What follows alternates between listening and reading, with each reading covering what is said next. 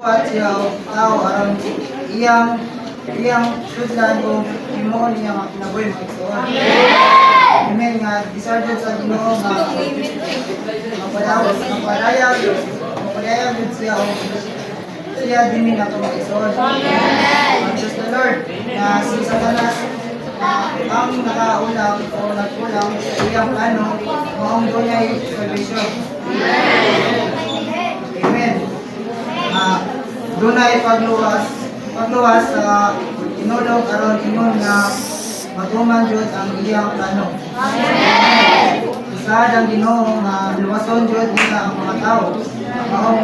Maong niagi siya og kaytayan. Amen. Dahil ko ng Ginoo nga atuwa na siyang nabatunan o napaymustan. Amen. Ang Ginoo nagkinabuhi ilansang sa krus namatay o nabanaw aron ingon nga maluwas ta. Amen. Dahil ko ng Ginoo nga nanihagi jud siya ang proseso kay pinagi sa iyang kaytayan madawat na nato siya ingon nga atong kinabuhi.